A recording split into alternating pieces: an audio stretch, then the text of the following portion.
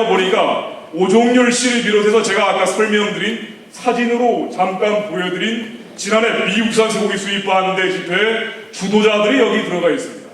그리고 집회를 한 다음에는 반드시 폭동이 나옵니다. 그리고는 경찰의 폭력을 규탄합니다.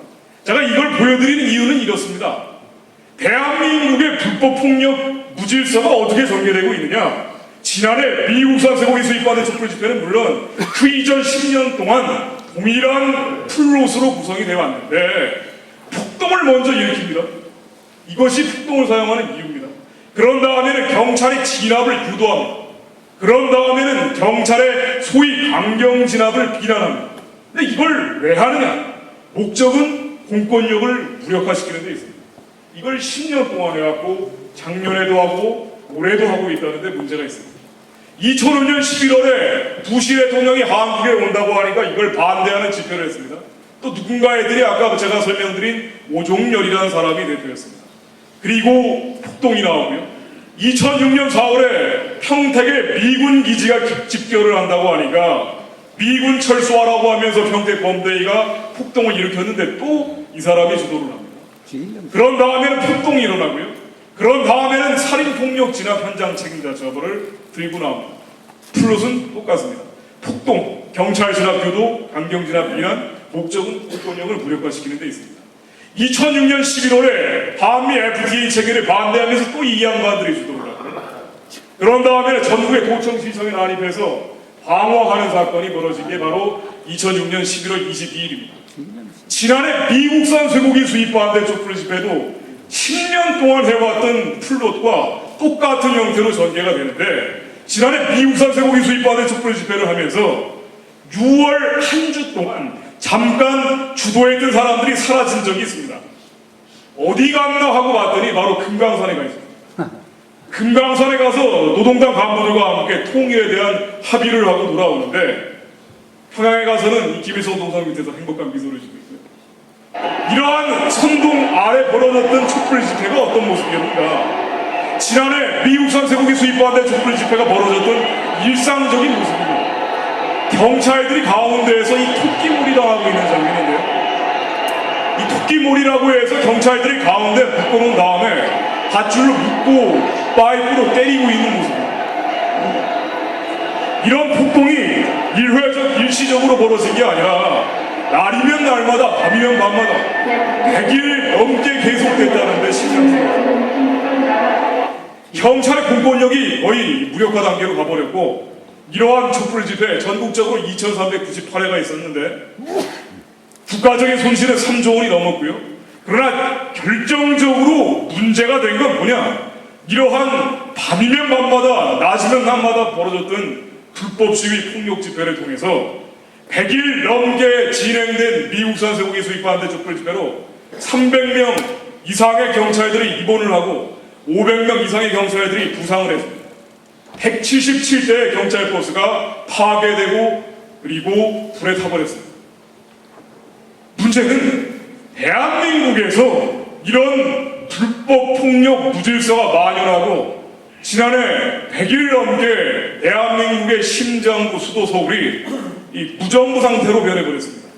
이런 일이 벌어지고 있는데 이거를 주도하고 있는 촛불 난동 세력에 대해서 법원, 대한민국의 사법부가 어떤 태도를 보이고 있느냐? 눈치를 보고 있습니다. 행정부가 무기력하게 대응하고 있는 건 말할 아이도 없고 사법부마저도 눈치를 보고 있는데 예를 들면 이렇습니다. 지난해 미국산 소고기 수입 반대 촛불 집회 때 촛불 난동 과정에서 주도했던 사람들에 대한 영장 발부율, 경찰을 때린 사람에 대해서 영장 발부하는 비율이 일반 영장 발부율에 비해서 3분의 1밖에 안 됩니다. 판사들이 웬만하면 촛불 난동 세력들에 대해서 영장 발부를 안 해주려고 한다는 얘기인데 이게 복잡한 통계가 나와 있습니다만은 예를 들면 이렇습니다. 어느 정도로 봐주고 있느냐 대한민국의 법원들이 지난해 촛불 집회 때 밧줄, 망치, 칼을 들고 다니면서 경찰 버스를 부순 사람 이 사람에 대해서도 집행유예 그리고 석방을 해줬어요. 선진국 같은 데는 이러한 케이스는 가중처벌을 하고 경찰을 망치를 들고 때렸다 그러면은 심각한 처벌 사유에 해당하겠지만은 대한민국 법원에서는 그렇지 않습니다. 올해 들어서도 촛불 난동이 계속되고 있습니다. 이슈는 여러 가지로 달라지고 있지만 촛불 난동, 대한민국의 불법폭력 무질서는 계속되고 있는데 법원은 어떤 태도를 보이고 있느냐? 올해 나온 판례들을 보면 이렇습니다. 민노총 집회에서 다 나왔던 판례인데 5월 1일 집회, 7월 22일 집회 경찰을 철제 3단봉으로 머리를 후려친 사람, 이 사람도 집행유예 후에 석방합니다. 경찰의 체증 장비를 칼로 끊어서 가지고 도망치고 동료들은 집단으로 경찰을 구타했는데 여기에 대해서도 집행유예 후 석방입니다. 이러다 보니까 대한민국의 공안사범들, 국가보안법을 어기는 사람들, 국가 정체성을 파괴하고 정통성을 파괴하는 사람들에 대해서는 사법부에서 법 집행을 제대로 하고 있느냐? 이 사실상 안 합니다. 대한민국의 국가보안법은 거의 형용화되어 있어요. 어느 정도냐? 예를 한번 들어보겠습니다. 광화문 한복판에서 김정일을 6개월 동안 대한민국의 통일 대통령으로 만들자고 주장하는 사람들이 있습니다. 하루만 통일 대통령으로 만들어도 명백한 반역이자 불법행위인데 광화문에서 연방제를 한 다음에 6개월 동안 북한의 김정일이 대통령으로 하는 나라를 만듭시다. 이런 선동을 하고 돌아다니고 얼마 전 9월 8일에는 인천에 또 달려가서 메가드 동상을 끌어내리자고 하면서 빨리 미군을 철수하고 국가보안법 철폐하고 연방제 통일을 하자라고 하는 단체가 있어요. 그런데 이 단체가 국가보안법상 명백한 위법 행위를 하고 있음에도 처벌을 안 해요. 물어봤습니다. 경찰에서 잡지를 않길래 검찰들에게 물어봤더니 이유가, 우리가 이 사람들을 처벌할 수 없는 이유가 대한민국의 주한미군 철수 국가보안법 철폐 연방제 통일 주장하는 단체, 반역 단체들이 200개가 넘는데요. 그래서 너무 많아서 처벌할 수 없다. 이게 말이 된다고 생각하십니까? 처벌을 안 하기 때문에 너무 많아진 거죠. 너무 많아서 처벌할 수 없다면 강간범이 200명이 넘기 때문에 처벌할 수 없다. 절도범이 200명이 넘기 때문에 처벌할 수 없다. 이거 다 말이 돼야 되지 않습니까? 대한민국의 공안 질서는 이 정도로 남북 화해 협력이라는 미명으로 무력화되고 있습니다. 얼마 전에 아주 우스운 판례가 하나 나왔습니다. 이적단체 실천연대라는 단체, 제가 아까 좀 전에 말씀드린 지난해 촛불난동을 주도해준 단체입니다. 이 단체 관계자들을 법원에서 핵심 간부 4명을 다 석방을 시켰어요. 4명을 다 석방을 시켰는데 이 실천연대 이적단체로 판시된 이 단체가 어떤 단체냐? 지하철역을 돌아다니면서 메가드 동상을 끌어내리자는 퍼포먼스를 하고 다니는 단체예요. 그리고 6.15 선언 실천이었는데 풀네임은 이렇습니다.